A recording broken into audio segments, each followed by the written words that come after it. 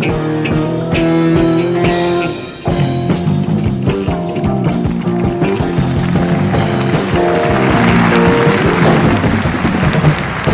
la dernière fois que vous nous voyez. Croyez-le ou non, on va s'ennuyer. Certains politiciens vont respirer. Nos vedettes quétaines seront soulagées quand les cyniques seront choses du passé.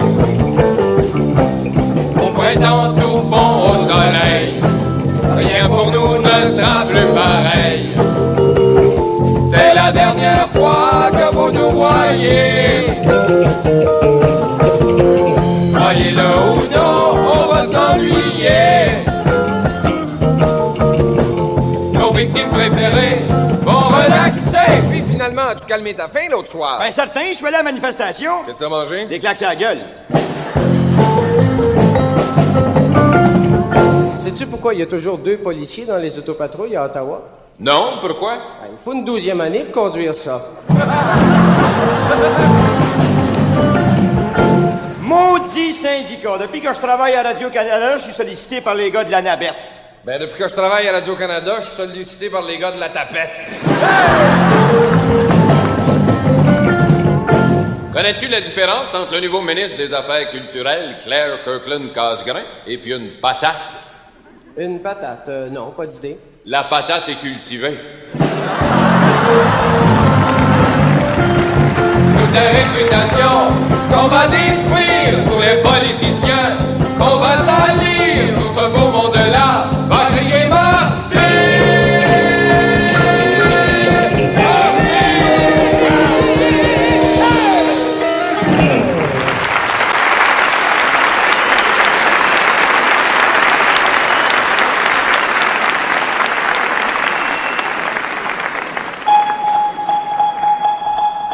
Le téléjournal de Radio-Canada. Le député Louis-Philippe Lacroix vient de terminer son premier livre. L'an prochain, il va en lire un autre. Le maire Drapeau fait poser des bornes fontaines des 2 côtés de la rue, en soulignant qu'il y a des chiens qui sont gauchers.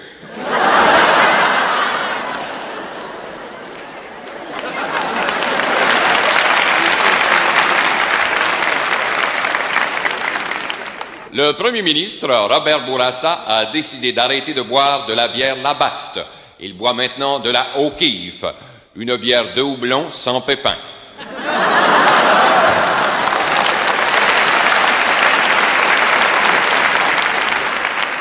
Sur le terrain de golf à Laval, le champion de golf du Québec, Adrien Legs Bigra, a frappé aujourd'hui 2 très vilaines balles. En effet, il a pilé sur un râteau.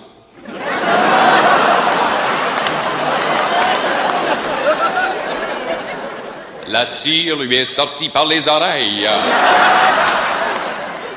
Interviewé à la télévision par Réal Giguère, Monseigneur Lavoie a rappelé que Dieu avait fait l'homme à son image et à sa ressemblance. En regardant Réal Giguère, de nombreux fidèles ont perdu la foi. L'épouse du chanteur Michel Giroir,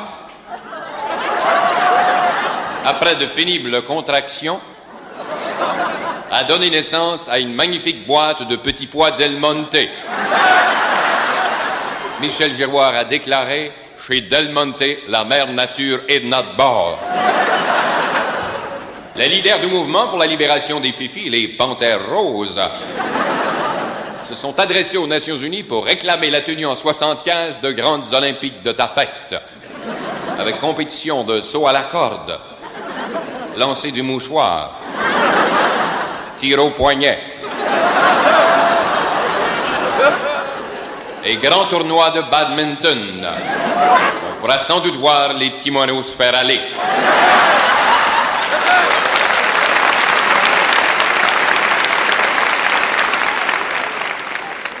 Dans le domaine judiciaire, un fou a violé une morte, croyant que c'était une Anglaise.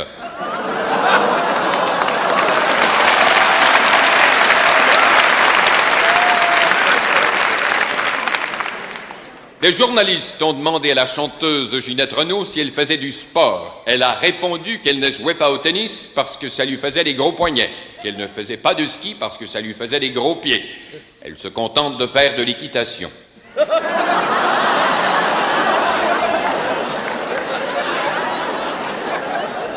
Le Canal 10 a décidé de maintenir sa politique d'engager son personnel au poids, alors qu'au Canal 2, on engage des gens minces comme Nadeau, Charette, Montreuil, Fauteuil. Au Canal 10, on engage le talent dans le gros Réal Giguère, le gros Roland Giguère, le gros Serge Belair, le gros Rod Tremblay, le gros Claude Lapointe, le gros Gilbert Chenier et la grosse Huguette Proulx. Le tout devant un public de grosses bonnes femmes. Les trocs de la rue Panat. Bref, Radio-Canada restera la télévision d'État et le Canal 10, la télévision d'État.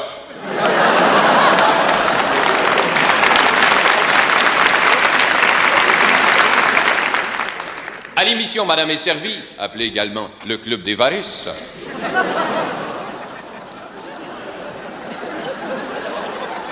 une concurrente a réussi à manger 80 popsicles. En recevant son prix de présence, elle a neigé dans ses culottes.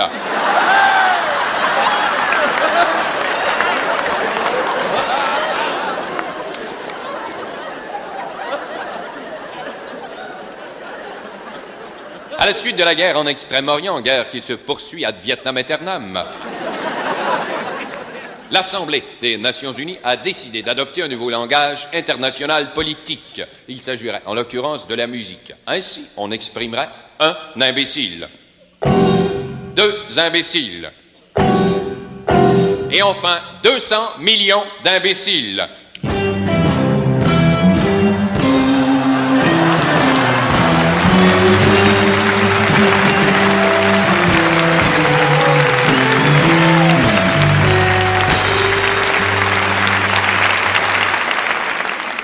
Parlons maintenant de choses sérieuses, c'est-à-dire des premiers ministres du Québec.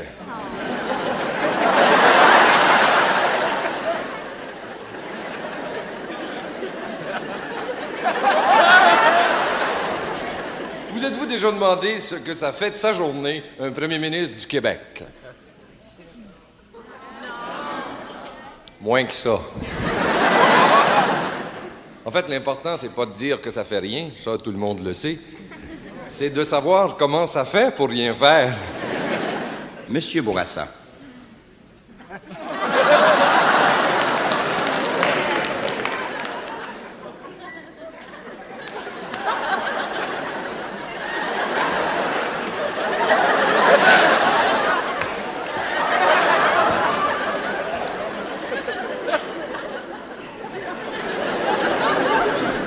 Monsieur Bourassa, êtes-vous très occupé? Ben, c'est-à-dire, en tant que premier ministre du Québec, mon emploi du temps est tellement chargé que je n'ai, pour ainsi dire, aucun problème de chômage.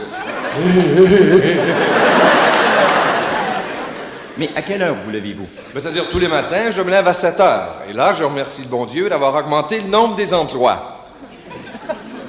1 heure plus tard, je me réveille.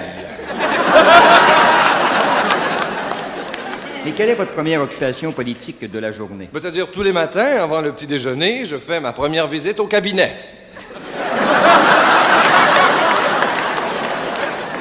Pour la première fois de la journée, j'exerce mes fonctions de premier ministre. J'aborde toujours les mêmes matières. Mais à quelle heure allez-vous au bureau? Ben, c'est-à-dire, tous les matins, je me rends au bureau vers 9 heures et là, je convoque mes ministres. C'est ma deuxième visite au cabinet. C'est toujours plus emmerdant que la première. Mais vous travaillez tellement. Comment vous détendez-vous? Ben, c'est-à-dire, je détache ma cravate pour me détendre le cou, ou je détache mes souliers pour me détendre la tête. Mais est-ce que vous rencontrez beaucoup de gens dans une seule journée? Ben, c'est-à-dire, le matin, je jase debout avec mes conseillers, le midi, assis avec mon attaché de presse, et le soir, à genoux avec des financiers de Toronto.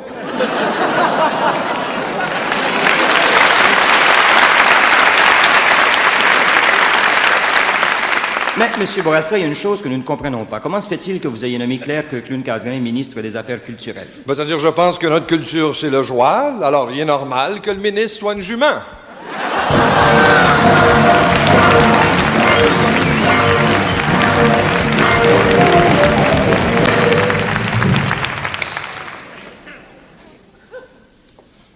Vous connaissez tous, bien sûr, le phénomène du petit Simard. Le petit Simard a fait des disques, le petit Simard a fait des films.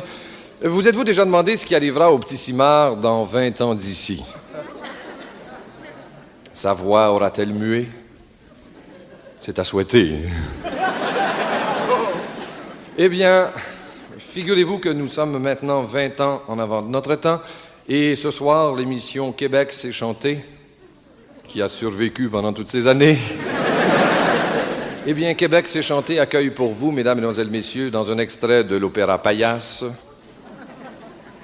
Le Gros Simard.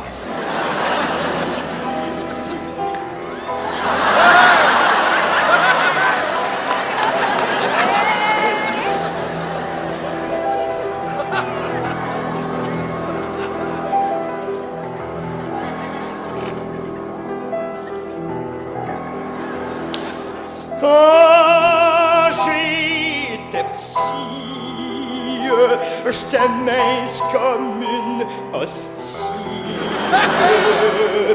Mais c'est moins le fun depuis que je pèse une tonne. Je chante encore des airs mélancoliques, mais l'argent rentre moins fort. Je trouve ça moins comique. Je voudrais tant qu'on se souvienne de ma voix câline. Mais maintenant je fais plus une scène. Câline, j'ai fait la pièce, mais j'ai le cul sa paillasse. J'ai plus de gérant, mais j'ai encore ma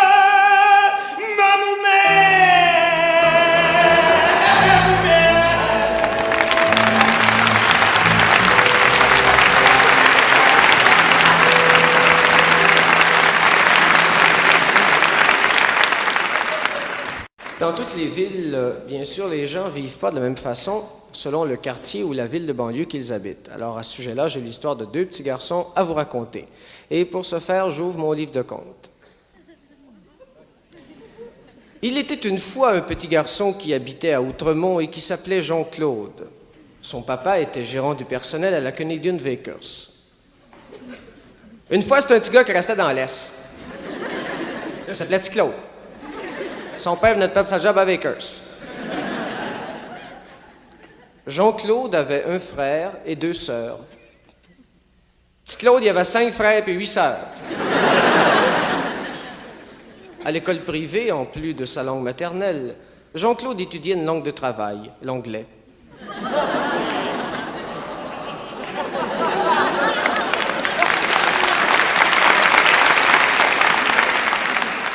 À l'école Saint-Jacques, en 3e année B,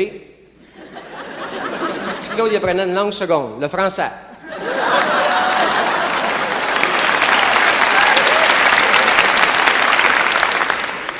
Parfois, lorsqu'il avait désobéi à la bonne, la maman disait à Jean-Claude « Pas de dîner pour toi ce soir, mon chéri, monte à ta chambre. » Elle parlait comme une actrice.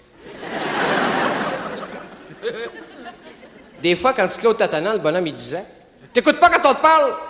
Tu mangeras pas à soir, comme d'habitude. Mange te coucher en garde-robe. À soir, t'as congé, couche dans le coffre de cèdre. Ferme le couvert. » Jean-Claude habitait une magnifique maison en haut de la montagne. Petit Claude restait dans un shack en bas de la traque. Jean-Claude aimait beaucoup s'étendre sur la pelouse pour regarder le soleil, le ciel bleu et les nuages blonds.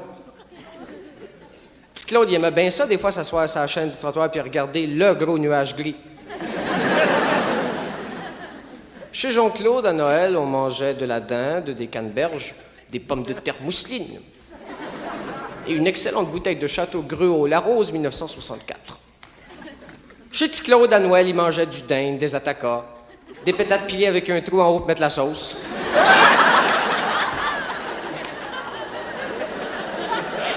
Puis un bon kick 1971.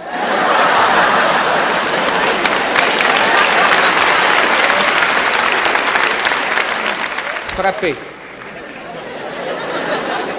Comme la bonne femme. Jean-Claude aimait beaucoup jouer des tours. Souvent, à la maison, on le cherchait car il était toujours parti se cacher. Petit Claude t'as bien crapaud. Des fois, il montrait ses parties cachées. La maman disait toujours à Jean-Claude de bien s'entendre avec ses petits camarades anglophones et italiens. C'est la même chose. Car le racisme est une bien vilaine chose.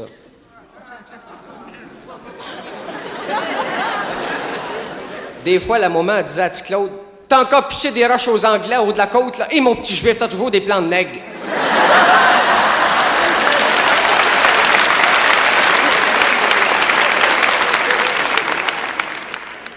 Le papa de Jean-Claude était propriétaire d'une superbe Cadillac Eldorado. Pas snob pour 2 sous, il la conduisait lui-même. Le père à petit Claude, il avait une belle CCM 26 semi-course, 3 vitesses à taille ballon. Il pétait pas plus haut que le trou, il la conduisait lui-même. Un jour, le papa de Jean-Claude décida d'amener toute la famille en voyage à Niagara Falls. Un bon jour, le père à petit Claude est parti tout seul à Niagara Finance.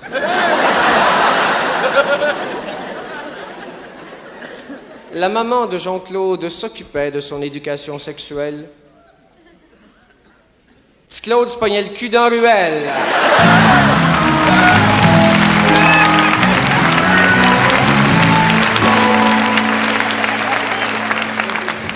Et voici maintenant le vrai chef du ralliement des créditistes, Monsieur Camille Sanson. Vas-y, Camille!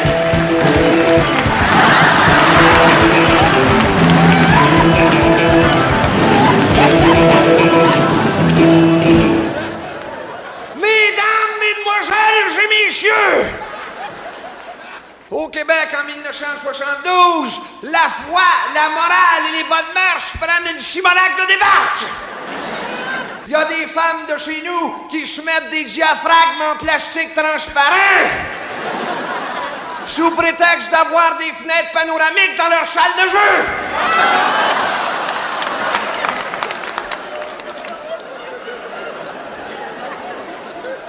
Dans nos cérégerep, les étudiants se droguent, mesdames et messieurs. Ça respire de l'héroïne, puis ça se pique avec de la colle d'avion.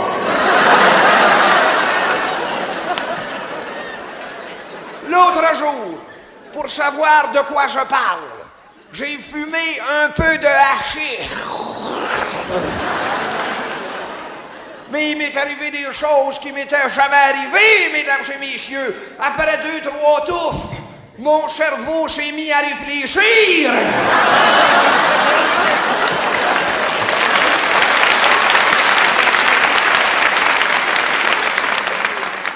J'ai eu des gels lanuchis, des gels lunachats, des gels lanuchis.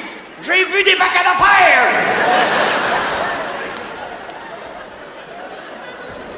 Nous vivons actuellement des temps d'apocalypse. D'ailleurs, notre Seigneur l'avait dit le jour de l'Ascension, « Je pars en Christ. » Mais je reviendrai en hostie.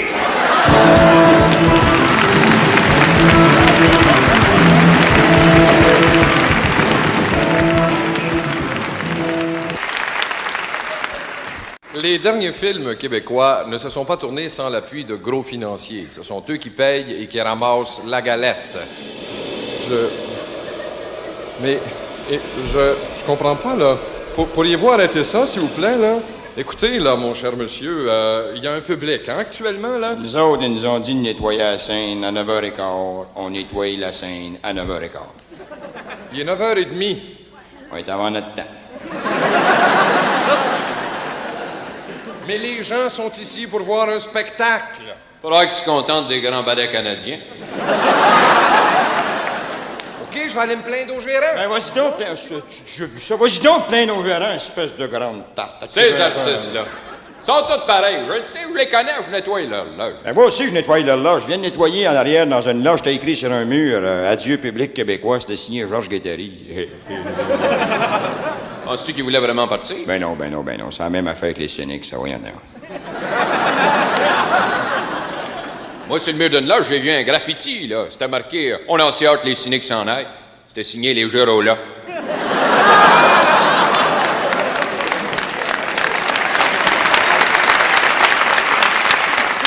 Mais les connaissais-tu, toi, les cyniques? Ben, moi, je les connaissais pas, mais mes gars ont leur record. Paraît que c'est des gars qui remplissent jamais une salle, ça. Oh, des fois. Des fois, ils remplissent, mais regarde quelle sorte de monde, Ah, aussi. ben oui, ça. Paraît que les gens qui vont voir ça, c'est tous des pervertis. Ah oui. Regarde lui, là. Ah oui. Ouais, puis c'est peut-être des pervertis, mais ça a l'air des gens moyens. Tu es beau manteau qu'il y a là-dedans, toi? Oui, en effet, c'est pas moi qui aurais les moyens d'acheter à ma femme un manteau en fausse fourrure comme ça, là. Moi non plus, je te dis que je suis pas bien riche. À mon âge, j'ai pris mon premier taxi hier. C'était une femme taxi à boire. Elle m'a demandé jusqu'où je voulais aller. Je lui ai dit. Et puis? Je passe encore lundi.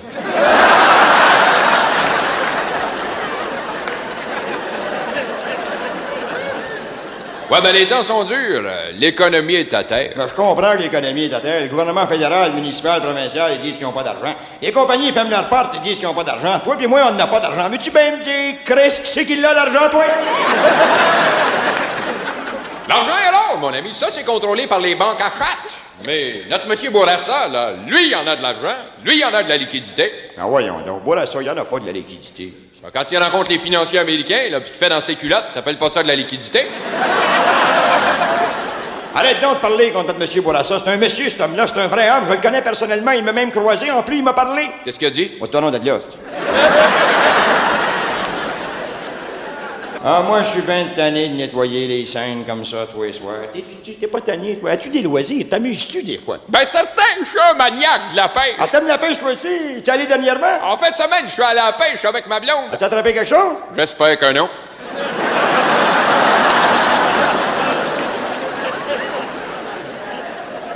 Ah, t'es peut-être un maniaque de la pêche, mais t'es pas un vrai pêcheur. Moi, je vais jamais à la pêche sans revenir avec 2-3 chaudières pleines de poissons. J'ai un secret. Ben, qu'est-ce que c'est, ton secret? Ben, je vais te le dire. C'est que, vois-tu, je me lève bien de bonne heure le matin, 4h moins quart, 4h. Je regarde ma femme dans le lit, là, puis si elle est couchée sur le côté gauche, je lance ma ligne à gauche. Si elle est couchée sur le côté droite, je lance ma ligne à droite. Si elle est couchée sur le dos? Je vais pas à la pêche.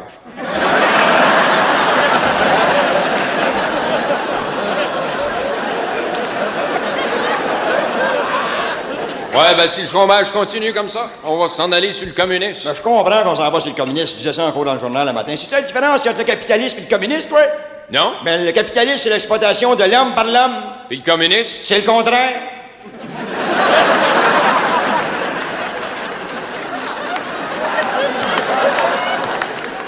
Ben, moi, si le communisme s'en vient ici, il me reste plus juste à faire mon testament.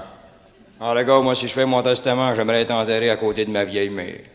Moi, j'aimerais être enterré à côté de Céline Lemez. Ben voyons donc, elle n'est pas morte, Céline Lemez. Moi non plus, je suis pas mort. Tu sais que j'ai déjà fait l'amour dans un cercueil. Ben voyons donc, ça t'a pas secoué? Pas tellement moi comme les 6 porteurs. Hey, tu sais que mon père, moi, il connaissait l'heure, la minute puis la seconde de sa mort? Ben voyons donc, il ne pouvait pas connaître l'heure, la minute puis la seconde de sa mort. Ah oui, le juge y avait dit.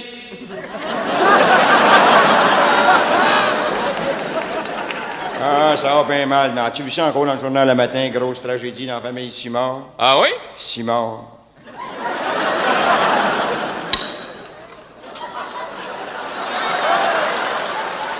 Pour l'amour du bon Dieu, que c'est ça, ce gros briquet-là, pis cette grosse flamme-là?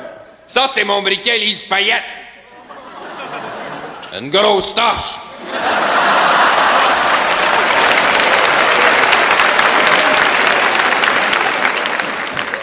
Sais-tu que j'avais jamais remarqué ça? Je te regarde comme ça de profil. Sais-tu que t'as un petit air? Tu ressembles pas mal, toi, à Robert Choquette, le ministre des Terres et Forêts. Ben non, t'es tout mélangé, là. C'est Jérôme Choquette, ministre de la Justice, député libéral d'Outremont. Libéral d'Outremont. Les libéraux présenteraient un cochon dans Outremont, puis il serait élu.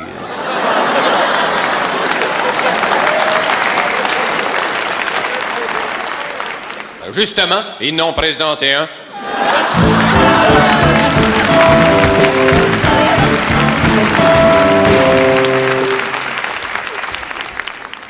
Mesdames, Mesdemoiselles, en avez-vous assez de passer de longues soirées à ne rien faire? Si oui, j'ai une suggestion à vous faire.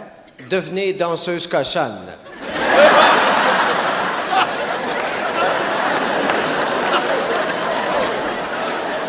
Pourquoi pas? Pour devenir danseuse cochonne, il faut remplir 2 conditions. Premièrement, être danseuse. Deuxièmement, voici la liste des principales danseuses.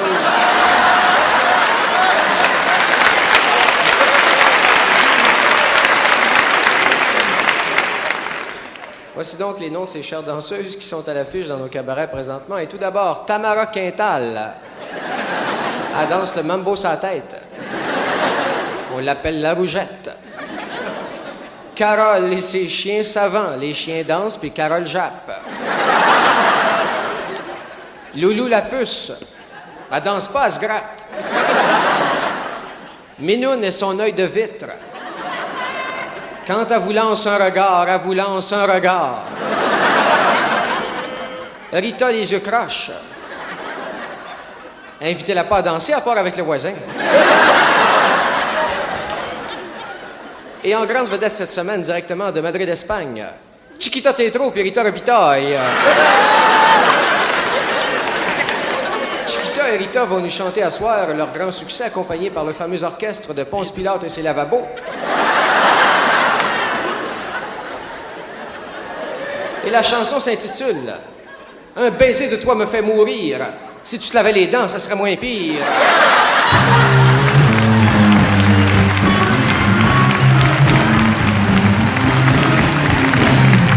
Et voici maintenant un des plus prestigieux leaders de nos masses laborieuses, le gourmet le plus farfelu, Louis Gros Gras Laberge.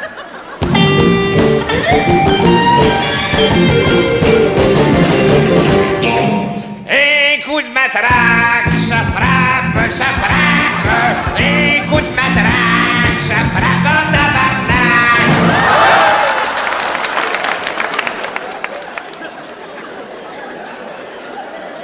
Ben, je m'en viens vous donner ma recette favorite.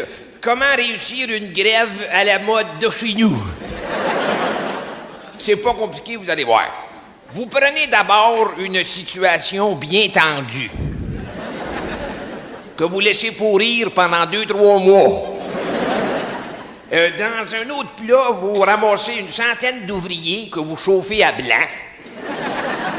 Pour mettre un peu de couleur, vous pouvez ajouter des collets bleus.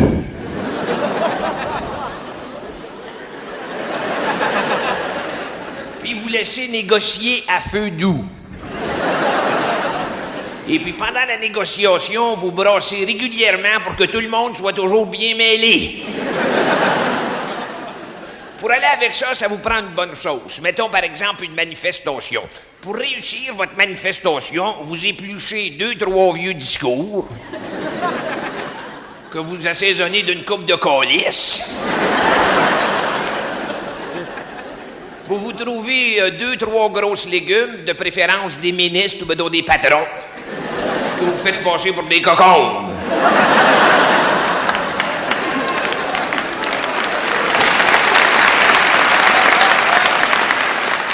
Gênez-vous pas pour les couper en petits morceaux. Vous ajoutez à ça une pincée de socialisme. Pas trop. La sauce pourra tourner.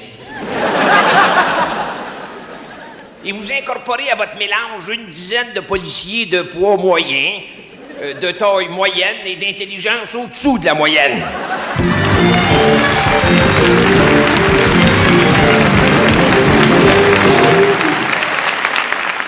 Bonsoir et bienvenue à la chic Casaloma. Good evening and welcome to the chic Casaloma. Et nous avons ce soir un show fantastique. We've got a very fantastic show.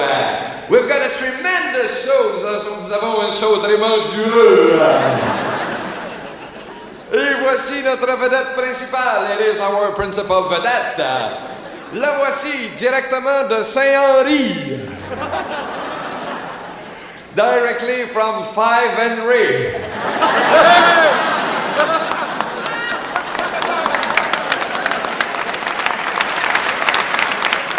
La voici, here he is, Tony Mazzola.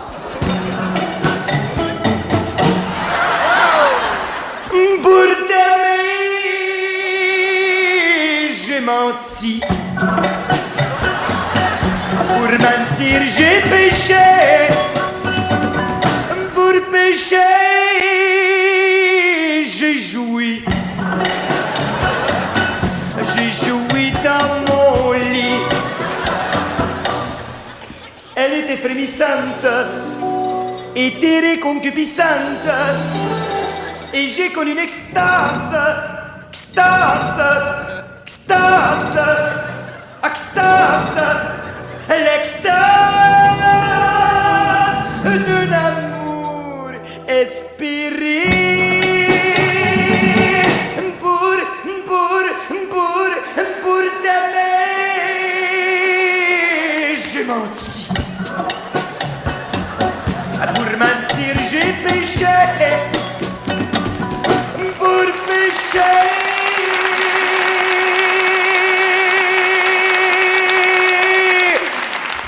j'ai joui.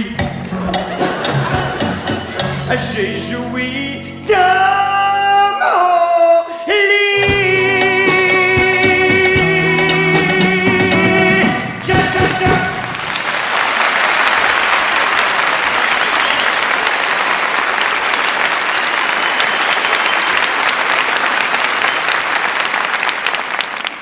À l'occasion de l'ouverture du premier camp nudiste au Québec, nous accueillons le surveillant-chef de ce camp, M. Joe Lemoine.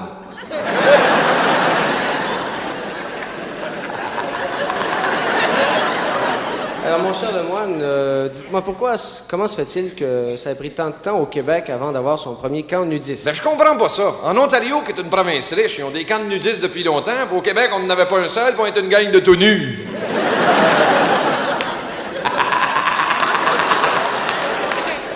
Quel est l'intérêt social d'un camp nudiste? Ben, c'est une belle école de démocratie. Chacun est libre d'exposer son point de vue. Ça permet des face-à-face intéressants. On dit par ailleurs que vos camps, là, sont des endroits de perdition. Ah, c'est pas vrai, monsieur, ça, c'est des fausses rumeurs. Bon, ben alors, je vous pose une question plus personnelle. Qu'est-ce que vous pensez vous-même là, des relations sexuelles avant le mariage? Bon, j'ai rien contre ça, en autant que ça retarde pas la cérémonie.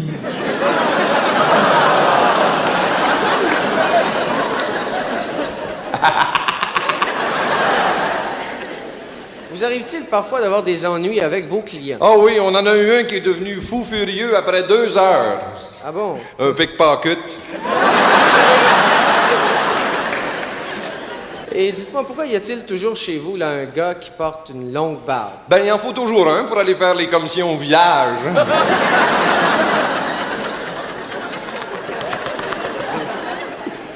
Vous vouliez pas, vous? Non, je pas. J'aurais cru au départ que vous feriez un bon membre, vous. Et dire que je pourrais peut-être remplir une carte où c'est écrit nom du membre, adresse du membre, longueur du membre?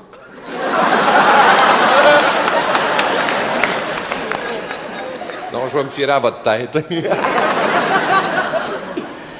Et j'enchaîne en vous demandant, est-ce que vous pratiquez des sports chez vous? Ah, dans notre camp de nudistes, certainement. Par exemple, avec les vieux au-dessus de 40 ans, là, on a formé 2 équipes de balles molles.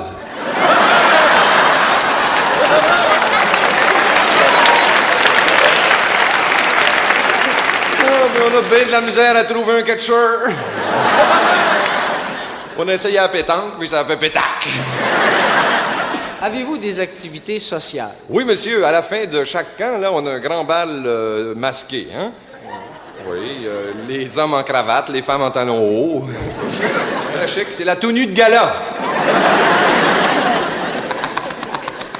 En terminant, mon cher Lemoine, on dit que vos Vos camps nudistes pratiquent certaines formes de ségrégation. Est-ce que c'est vrai? Ah non, c'est pas vrai. La seule affaire, c'est qu'il faut mesurer 5 pieds et 4 en montant. Hein? Ça, c'est depuis qu'on a eu des problèmes avec un nain. Un nain? Il a fallu l'expulser. Il mettait toujours son nez dans les affaires des autres.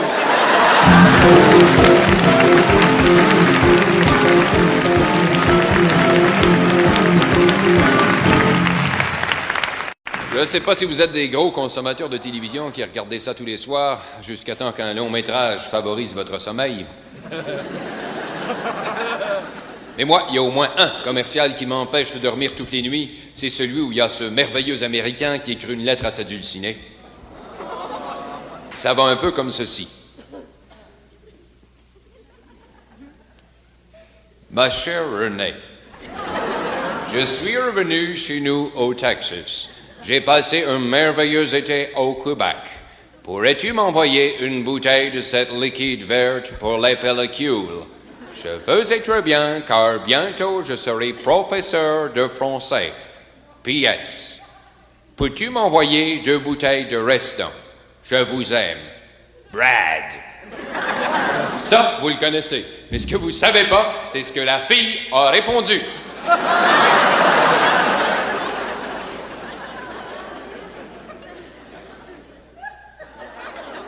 Ah, Brad! C'est moi, René, ton ami de fille. Mais je suis toujours à la pointe Gatineau. Ben, ça va faire, grande tac. J'ai mon maudit voyage. Ton merveilleux été au Québec, on m'en souvenait longtemps. Il n'y a pas un verre de médicaments qui a réussi à me le faire oublier. Tes pellicules, là, je les ai pas juste dans la mémoire.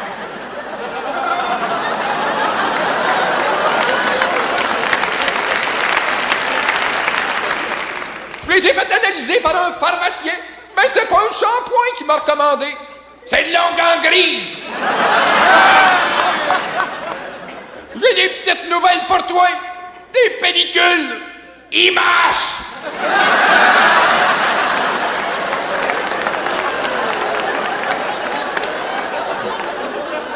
M'a t'envoyé 2 caisses de Reston. Mais reste dans ton pays.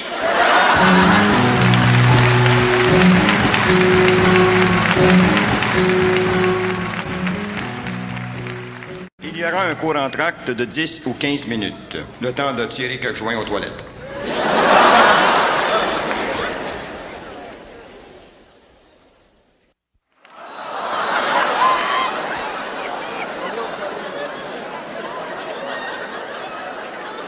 Constable Moquin, on va vous recycler.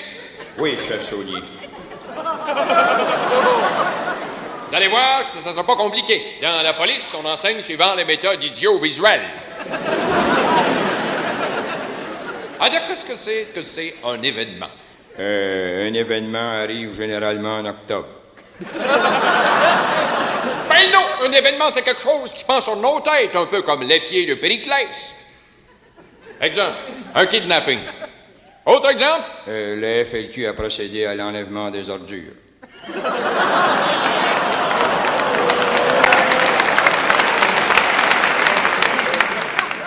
Dans la rage des événements, comment le policier entre-t-il en jeu? Wow. Dans la rage du jeu, le policier rentre dans l'événement et se poigne le jeu. Chef Moquin, je crois que vous êtes enculé au pied du mur. Oh, oui. Vous faites de l'obstruction systématique. De l'obstétrique systématrice. Vous stallez, là. Dans la rage des événements, quand vous surveillez une maison, les armes à la main. Si vous voyez quelque chose qui court, tirez. Si vous voyez quelque chose qui tire, courez. Une question maintenant un peu plus technique, là. Avec quoi le policier nettoie-t-il son revolver? Avec du pledge. Au citron. Vous n'avez les deux, citron. Le policier nettoie son revolver avec une attention particulière.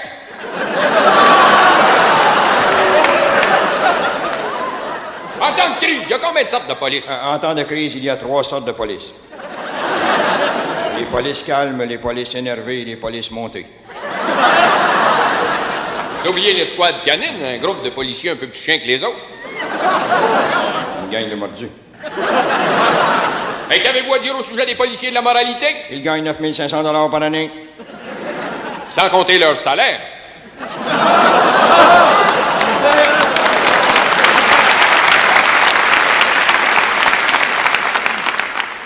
Imaginons là, que le domaine de la moralité, c'est précisément l'escouade, le poste où vous êtes infecté. À quelles conditions devez-vous refuser un pot de vin? Je ne sais pas. Si le télécouleur n'a pas 25 pouces?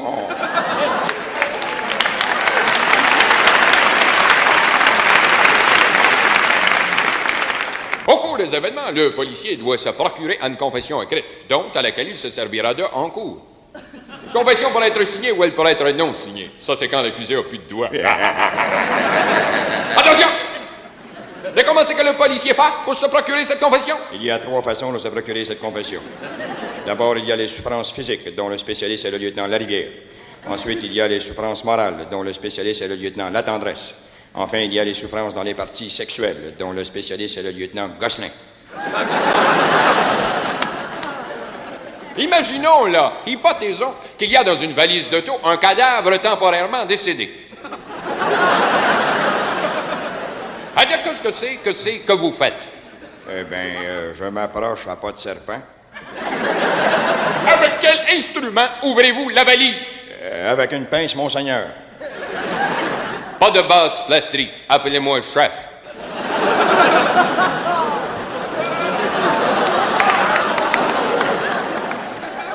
Et si je lance en l'air le mot front, qu'est-ce que ça vous fait penser à?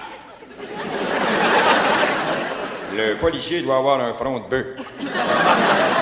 Allez, remarquez, vous êtes cocon! D'ailleurs, je me demande si vous seriez capable de passer votre test d'admission dans la police. N'importe quand. Je vais vous faire passer ce test-là ici même, dans mon bureau. N'importe où. Je vais vous poser la question subrepticement. N'importe comment. Vous allez voir, ça va demander du calcul. N'importe quoi.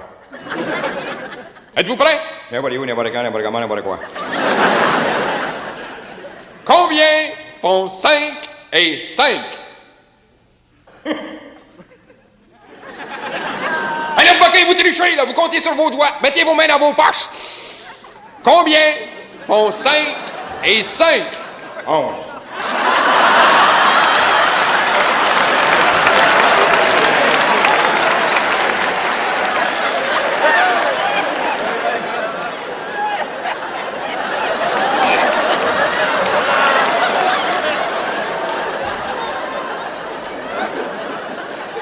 Définissez-moi le mot drapeau. Un drapeau, c'est une bannière soulignant la fierté nationale. Ou ça peut être un maire. Mais ça n'a rien à voir avec la fierté nationale.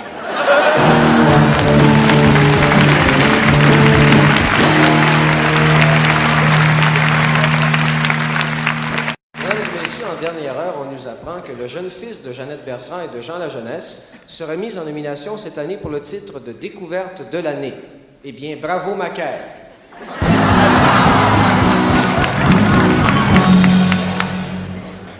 À la suite de l'enquête sur la moralité à propos du lock-out des prostituées, voici un bulletin spécial lu par Gaëtan Montreuil. Ici Gaëtan Montreuil. Et la manifestation qui a eu lieu ce soir à Montréal en faveur des prostituées a dégénéré en bagaille. On sait que les prostituées sont en grève depuis la fermeture des bordels décrétée unilatéralement par la Trans-Canada Pimp Line. Et dans toute l'histoire de la prostitution à Montréal, il s'agit là du premier fuck-out.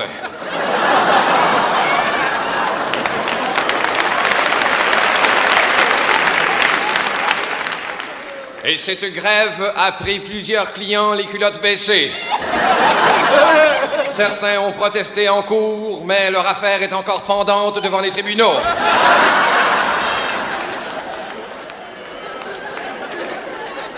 Et pour cette manifestation, les prostituées avaient reçu l'appui de la FTQ, de la CEQ, du PQ et de l'UQ. Quant à la CSN, pour pallier à ce qui lui manque, elle avait délégué Marcel Pépin.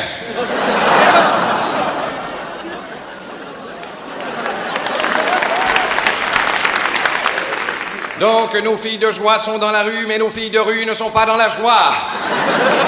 En dernière heure, nous apprenons que les prostituées ont menacé d'occuper les plus gros bordels de Montréal. Et c'est pourquoi le maire Drapeau a fait fermer l'hôtel de ville.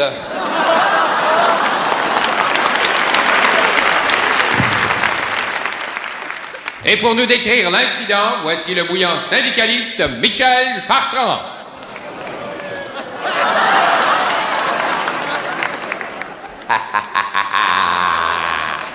Hostie de calice de sacrement de ciboire de tabarnak.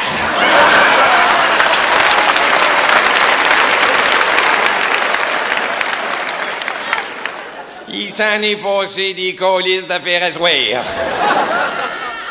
D'abord, les prostituées ont descendu la rue Saint-Laurent en marchant la Maine dans la Maine. Puis rendu devant les polices, il y en a 12 qui sont déshabillés flambant nus au bain sacrement. Les crises de police, ils ont eu affaire à réagir. Les hosties de matraque, ils ont eu affaire à lever. Puis le corps policier de Montréal, il est crissement bien équipé. Là, les polices ont perdu à la boule, les maudits. Ils sont mis à varger dans le tas. Sacrement, ils ont même pas attendu l'ordre de charger.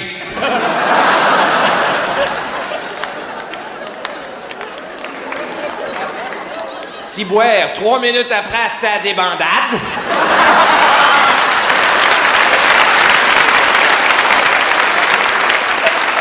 Non. Et il va falloir que le gouvernement, sacrement, finisse par comprendre, ciboire, que la prostitution vierge, c'est aussi important que l'Hydro-Québec tabarnak. Comme disent les putains, on n'est peut-être pas 12 012, mais câlisse, on est propre.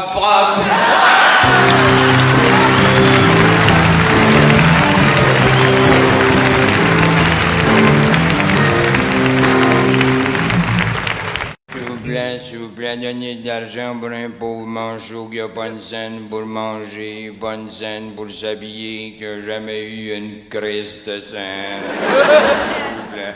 Oh, merci, mon bon monsieur. Dieu vous le rendra au centuple. Quand? S'il vous plaît. Donnez un coup de main à un pauvre qui a rien qu'une main. J'ai perdu ma main quand j'étais petit gars, je jouais au hockey dans la rue, j'ai perdu mon gant dans la souffleuse.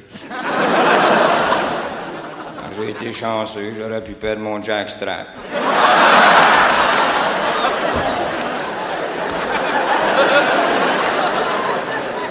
S'il vous plaît, vous qui avez hérité, donnez pour un déshérité. Vous qui êtes déniaisés, donnez pour un niaiseux.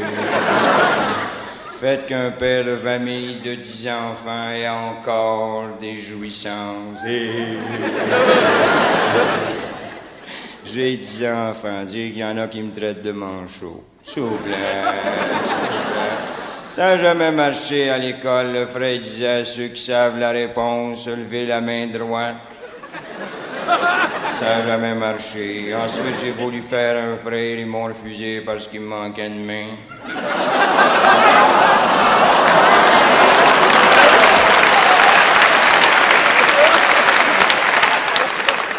Pardon, monsieur, vous avez donné hier. Arrêtez donc de vivre dans le passé.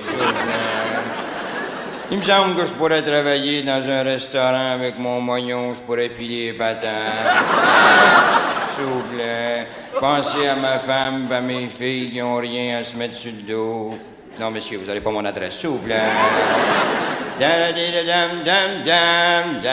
J'ai l'hôtel de ville dans le ventre, l'armée du salut dans le Père Noël.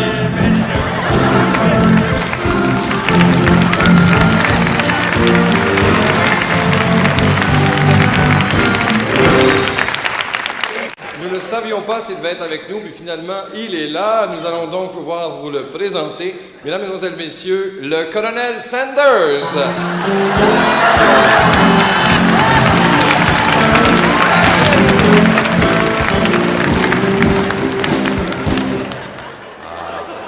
plaisir de vous voir, Colonel Sanders. Dites-moi, au cours de votre carrière, comment avez-vous appris à distinguer un coq d'une poule? Ben, je mets un grain de blé à terre, puis si il le mange, c'est un coq, si elle le mange, c'est une poule. Mais dites-moi, Colonel Sanders, vous avez fait de nombreux accouplements, là, dont un en particulier. Oui, j'ai croisé une poule avec un mille pattes, Qu'est-ce que ça a donné? un gros poulet, puis il y a des cuisses pour tout le monde. Colonel Sanders, vous allez m'expliquer quelque chose. Comment ça se fait que les poules ont pas de seins? C'est parce que les coqs ont pas de main.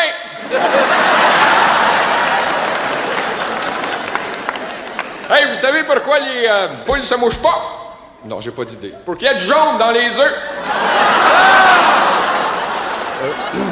Colonel Sanders, vous êtes un vieux dégoûtant. C'est ça le secret de ma fameuse recette. Colonel Sanders, j'enchaîne sur l'autre question. Dites-moi, on vous aurait vu récemment sur une plage entourée de jeunes filles en bikini, toutes bronzées, là. Pour moi, une fille en bikini, là, c'est comme du poulet. Vraiment? C'est le blanc qui est le meilleur. Mais vous êtes vicieux, Colonel Sanders, vous ne pensez pas comme ça. C'est si bon que ça? Wouhou! C'est bon à s'en lécher les doigts.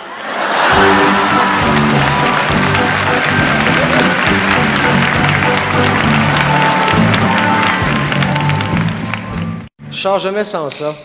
C'est mon livre de chevet. C'est vrai, j'en lis une page par jour. J'apprends des choses absolument extraordinaires.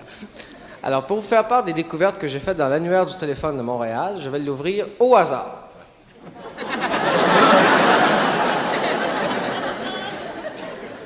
Première découverte, c'est le nom le plus court du monde, qui est un nom bien québécois, bien de chez nous. C'est Guigué. Guigué. Guigué. T'as fait caca, Guigué?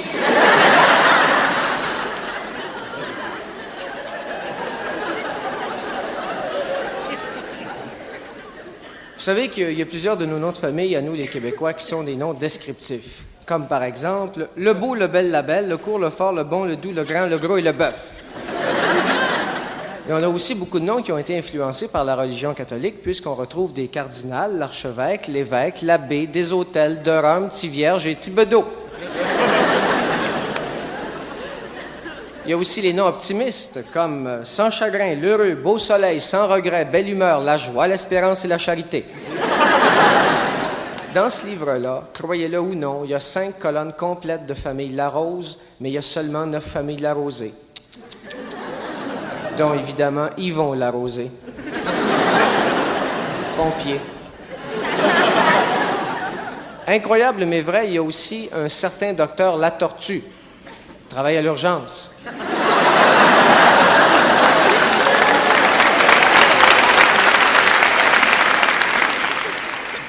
Il y a aussi un monsieur qui s'appelle Yvon Lavallée. Dentiste.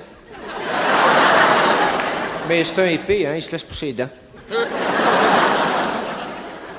Il y a le fameux gynécologue aussi, le docteur Touchette. La célèbre corsetière, Mme Jo Toussaint. Il y a aussi le nom d'une petite femme une petite femme de chez nous qui est allée faire récemment son premier voyage à Paris-France. Elle est allée aussi en Europe, elle voulait tout voir, très bien. Oh, elle dit Paris-France, c'est une belle ville, Paris-France. La tour Eiffel, l'ARC de Triomphe. Elle prend pas de chance, elle a bien aimé ça.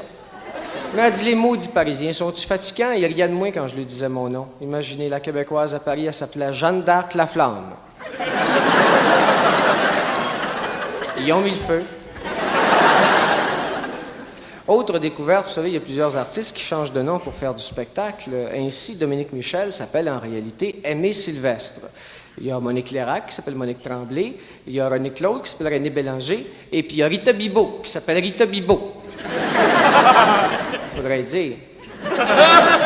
Ouais, c'est elle qui joue dans Les Bergers. C'est la Mama Burger. All dress.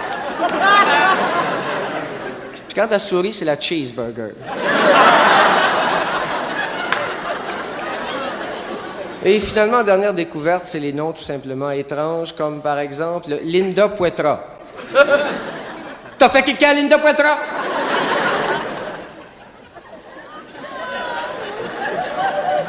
parfait Faneuf. T'es parfait Faneuf. 7 plus 2, ça fait 9. Justin Trudeau. T'en fais quelqu'un, Justin Trudeau?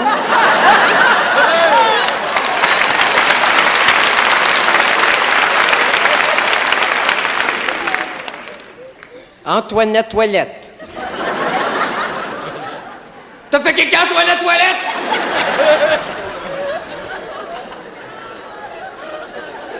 Il y a son frère aussi, Antoinette Toilette. C'est un franco-ontarien. Willy Ouellette. L'autre jour, le niaiseux, il est allé aux objets perdus. Il avait perdu son wallet, Willy Ouellette.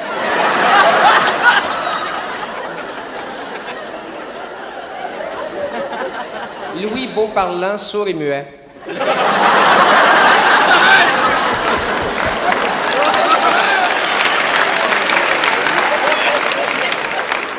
Louis. Noëlla Malbeuf.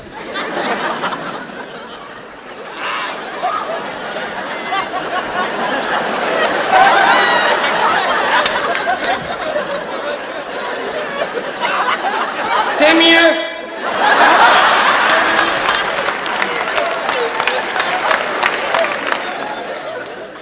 Agathe Mongrain.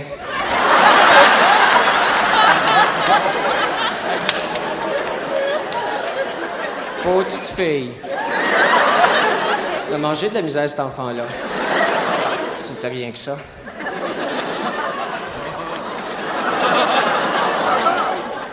Pitou Laramé. Ticoun à l'air. Puis le roi du bingo, TQB7.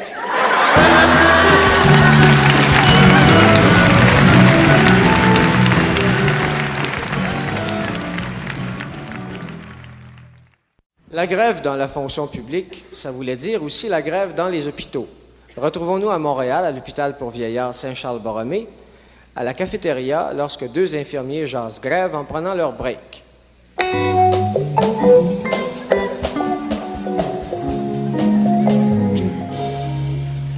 Veux-tu mettre ta main ailleurs? J'ose pas. En tout cas, 10 jours de grève, moi, j'en ai par-dessus la tête. Ben, arrête de te plaindre, pense un peu au gars de la palme. J'y pense souvent. En tout cas, j'espère qu'ils vont augmenter nos salaires. Ah, tu peux le dire. C'est pas avec nos salaires de crève-faim qu'on peut faire vivre un homme.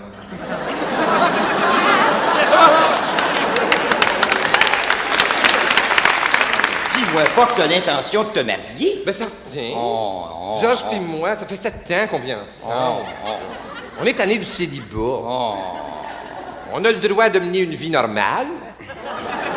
Marie-toi pas, je suis marié depuis 2 ans avec Gilles, puis on peut plus se regarder, on peut plus se voir dans la maison, c'est pas mêlant. Si j'étais notaire, là, je le tuerais.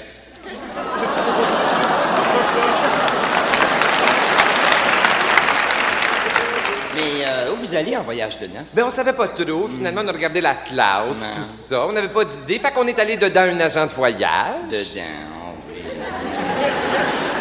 Là, on a éliminé l'Espagne. Ben, je comprends, c'est bien trop dangereux. C'est là qu'on se fait pogner à Barcelone. On va pas là, on va pas là. Les autobus se frappent, ça tombe des ravins, ça coûte une fortune, famille les cadavres. On va pas là, on va pas là. C'est bien beau de se faire rentrer dedans, mais il y a des limites, hein.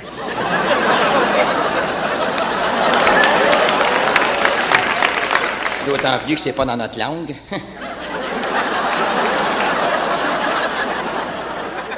Tu charries, ma grosse. Une chance qu'on a des breaks de temps en temps, sans ça on viendrait fou avec ces vieux malades-là. Tu peux le dire, mais des fois on est chanceux. Tu sais, le vieux Joseph au 7e. Le vieux fou, là? Oui, il a fini par crever, figure donc. Non. Ben oui, il est mort du cancer du sein.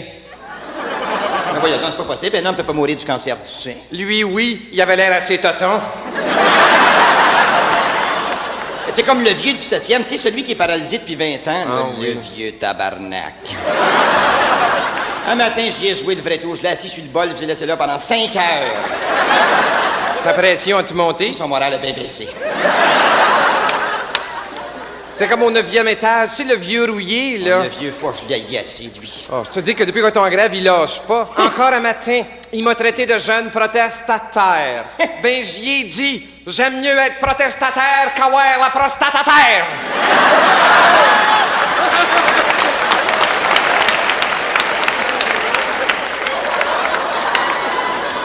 Tu fais encore de la bruit avec ton oui. corps. Quand j'ai quelque chose dans la main, ça fait toujours de la broue.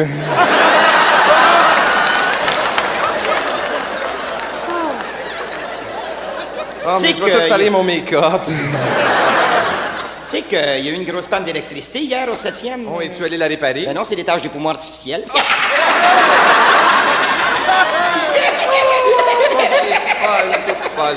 Ah, tu sais que ça devient dangereux pas mal à l'hôpital, hein? Tu sais, la grosse machine à rayon X au 6e, celle qui a tout le pan de mur, là, Ah oui. mais elle tombe à terre. Docteur Tiviette, j'étais au courant de ça. Je comprends, il est en dessous. Hey, tu sais qu'ils ont reçu des serpents venimeux au laboratoire pour des expériences. Je le sais, j'aime pas bien ça. Oui, non, non. Mais c'est dangereux. Oui, non, c'est pas dangereux, c'est pas venimeux, oui. Pas dangereux, pas dangereux. Si tu te fais piquer sur un bras, là, qu'est-ce que tu fais? Mais tout le monde sait ça. Tu fais sucer la plaie par un ami. Si tu te fais piquer sur une fesse? C'est là que tu vois si t'as des vrais amis.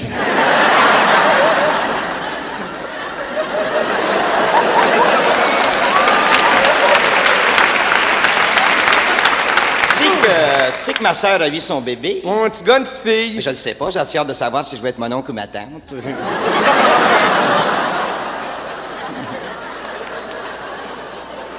Si t'es si fine que ça, sais-tu à quelle place les hommes ont le poil le plus noir, le plus dru et le plus frisé? Non. En Afrique centrale.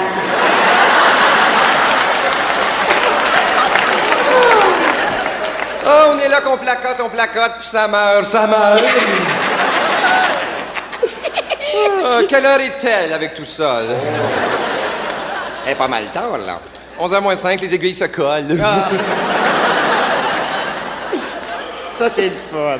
En tout cas, j'espère qu'ils vont régler une affaire de négociation. C'est des plaintes des malades contre la nourriture. Ah, ça. Encore un matin, là. Il y en a un qui s'est plaint du. Je l'ai brassé un peu fort, il m'a mouru d'un mains. Mais tant pis pour lui, il voulait pas manger son steak haché. Mais moi, il y en a un qui m'est mort d'un main un matin. Ah oui? Il avait mangé son steak haché.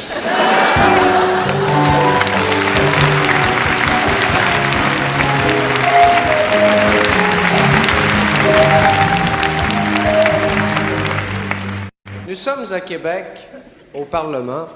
Ce soir, le lieutenant-gouverneur du Québec, son Excellence Hugues Lapointe, se rend à l'Assemblée nationale. Son Excellence s'apprête à caler un 7. C'est le ril du Parlement.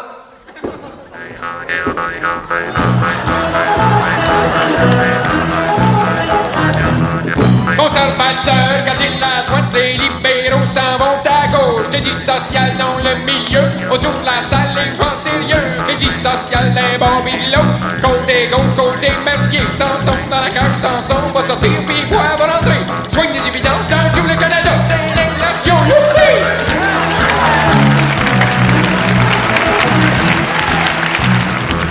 Un projet de loi vous présenter, saluez votre compagnie. Bourassa, une petite tapette, un demi-tour à gauche, un demi-tour à droite, un pas en avant, un pas en arrière, on reste toujours à la même place. Attention mon petit corps, j'suis pas fort mais j'suis pas mort, on voit rentrer Kirkland casse-grain, soigne la baguette dans le fond de la boîte à bois, pote la cabine puis soigne la mandoline, pote ton jupon puis soigne la position. Excusez-le!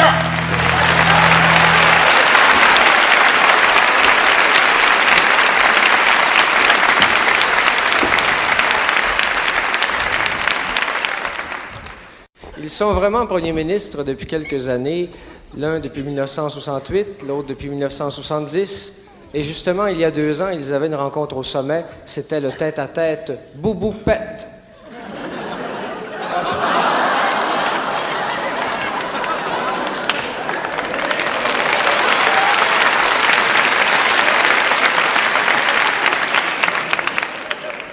Comment ça va, mon petit Robert?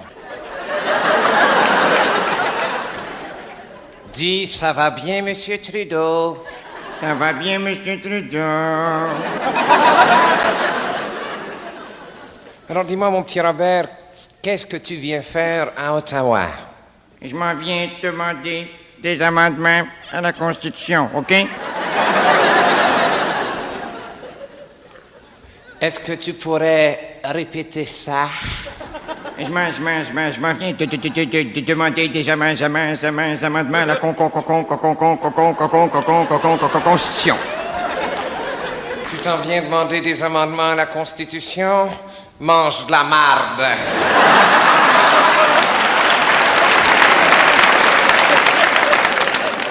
T'as compris, espèce de petit niaiseux? Oublie pas que t'es seulement le premier ministre du Québec. Je peux aller plus haut que toi si je veux. Je peux aller voir le maire Jean Drapeau.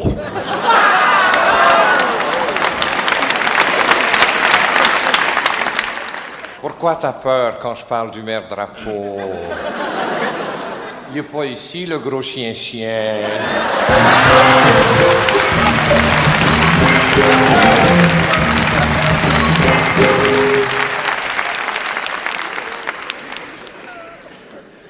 Nous sommes à Télémétropole, à votre émission Votre santé, mesdames, et nous accueillons ce soir un éminent naturopathe, le docteur Jean-Marc Frisette.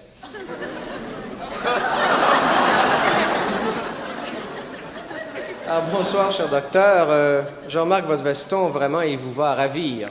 Quand on est naturopathe, on n'a pas les boutons dans la face.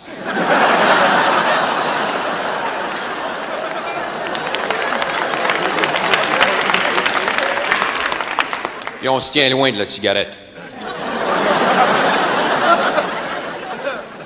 Alors, docteur Frisette, votre dernier passage à l'émission a suscité de nombreuses réactions. Nous avons reçu des lettres et j'aimerais que vous y répondiez.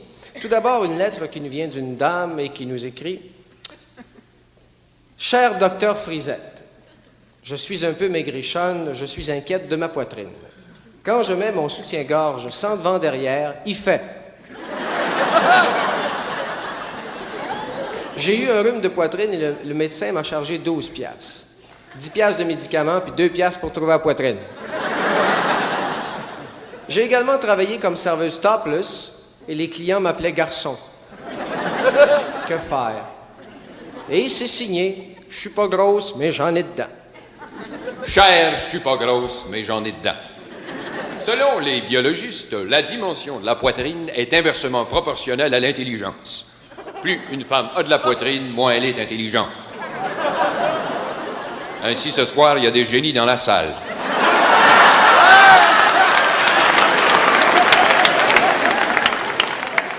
Oh, il y en a aussi qui essaient de se faire passer pour des folles.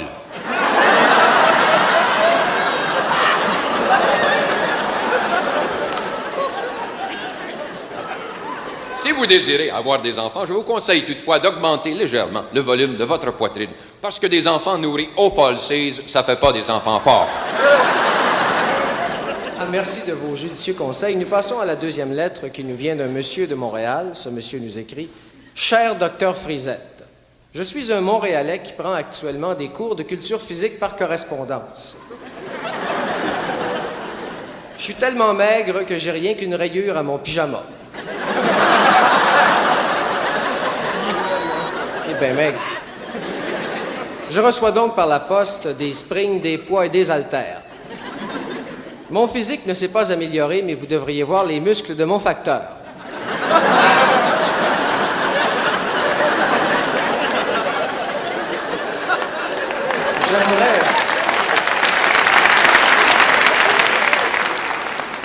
J'aimerais en arriver à déchirer l'annuaire du téléphone. Et c'est signé, dans le bout, il m'appelle les os. Cher, dans le bout, il m'appelle les os. Vous aimeriez en arriver à déchirer l'annuaire du téléphone. Mais vous n'avez aucune chance. Vous demeurez à Montréal. Déménagez donc à Papineauville.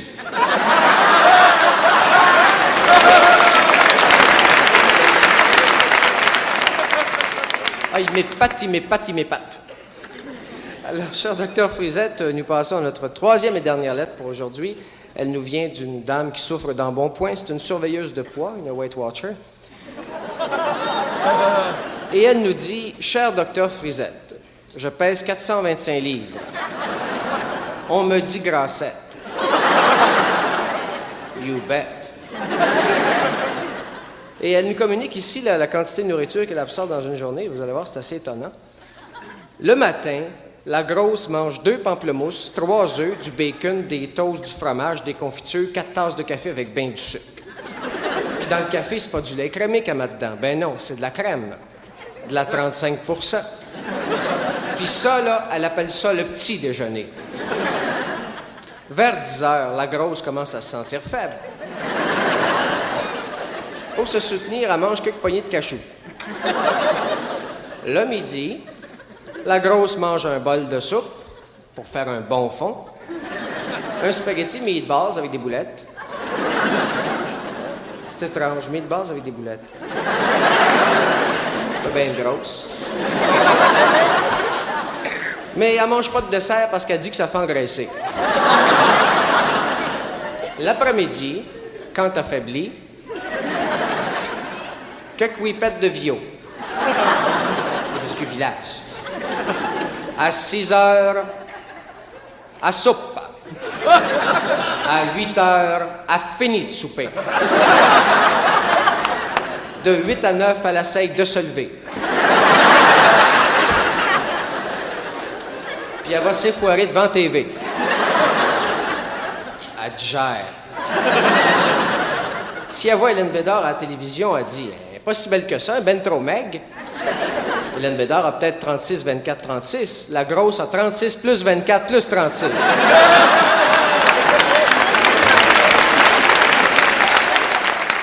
Dans son bout, il appelle le computer. Elle n'est pas si grosse que ça, la grosse. Mais chez Eaton, elle rentre pas d'un porte-battante. Une fois, elle est rentrée dans une porte-battante. Elle l'a bien regretté. Le magasin fermé à 9 heures. Elle se plaignait d'étourdissement. C'est fou. Si vous la rencontrez rue Sainte-Catherine et que vous lui dites que le plus gros édifice du Canada se trouve à Montréal, faut pas y dire ça en la regardant dans les yeux. L'hiver, quand il y a bien de la neige puis qu'elle descend la rue à pied, faut pas crier « Tiens, v'là la souffleuse! » Ça la blesse. Elle n'est pas si grosse que ça, la grosse, mais elle monte jamais à pied la rue Crescent, parce que Crescent est one-way en descendant. Pour la voir comme il faut la regarder avec des longues vues, dans l'autre sens. Elle voulait travailler pour la NASA, mais ils ont dit que ce serait pas possible de l'arracher à l'attraction terrestre. Il y a une couple de mois, cet hiver, pendant la grosse tempête, ils l'ont retrouvée une semaine après à Fourrière municipale avec un ticket de 20$ dans ses lunettes.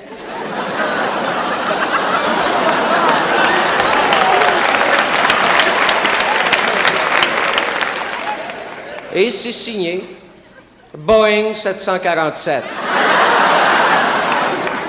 Cher Boeing 747, en regardant votre photo, je vous ai pas trouvé grosse. Vous paraissez comme ça à cause de vos 4 mentons.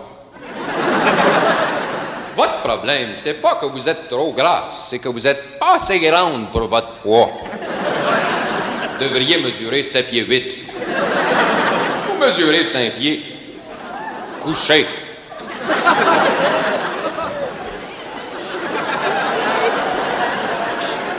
Votre mari doit être fier. Non seulement vous avez gardé votre taille de jeune fille, mais vous l'avez doublée.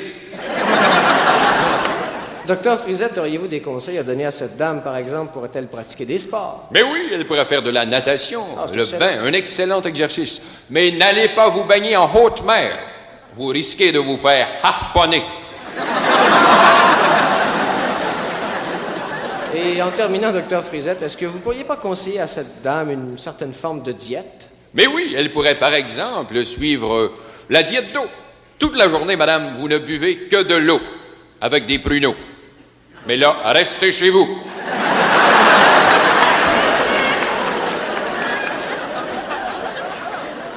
Ou alors, suivez la diète italienne. Une gousse d'ail par jour. De loin, vous avez l'air plus petite.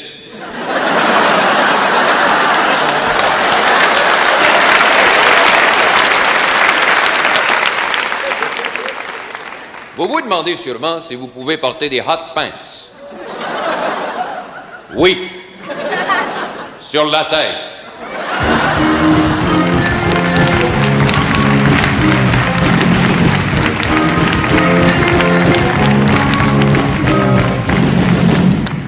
Transportons-nous immédiatement, si vous le voulez bien, à l'hôpital Saint-Jean-de-Dieu.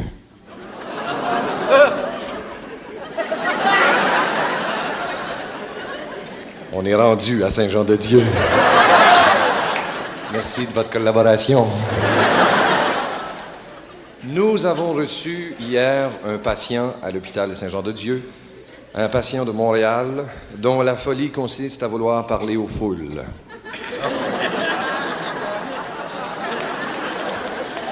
Et il vous a vu, il vous a entendu, il veut à tout prix venir vous parler. Énervez-vous pas, gardez votre calme, prenez pas les sorties d'urgence. Le maire de Montréal, Jean Drapeau.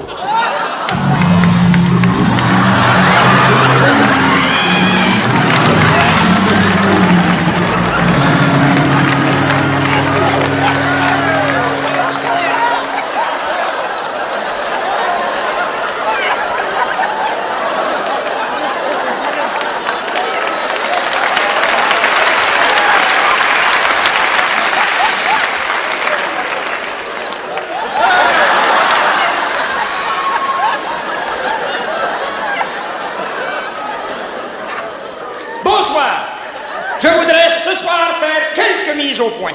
Il y a des gens qui m'appellent d'une expression vulgaire, d'une expression malveillante, qui m'appellent ticu. J'espère que c'est parce que je suis un petit et non pas parce que je suis Je voudrais, dans ma ville de Montréal, n'avoir aucun ennemi. D'ailleurs, je n'ai que des amis. Ils m'haïssent tous. Je me demande ce que je fais ici, à l'asile. J'ai toujours travaillé pour ma ville de Montréal. Prenez par exemple le cas de la moralité. Eh bien, cette semaine, mon escouade de la moralité a saisi de nombreux films pornographiques de toute beauté. Et non seulement j'ai travaillé, je me suis également battu en 54. Je me suis battu contre Sarto Fournier. En 57, j'ai été battu par Sarto Fournier. En 60, je me suis encore battu contre Sarto Fournier. Et cette semaine, je me battais contre le journal Le Devoir et contre les gars de l'impôt. Ils voulaient saisir mon bol de toilette. Non seulement ils voulaient vérifier mes entrées, ils me coupaient mes sorties. Mon bol de toilette. J'avais pas aussitôt le derrière tourné qu'ils avaient le nez dedans. Il y en a qui pensent qu'avec le scandale Saunier, j'ai perdu la face. Eh bien, c'est pas grave. J'en ai une autre.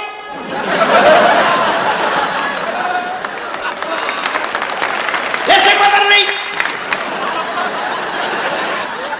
Et quant à vous, messieurs les journalistes, je n'ai qu'une chose à vous dire. Quand je voudrai votre opinion, je vous la donnerai.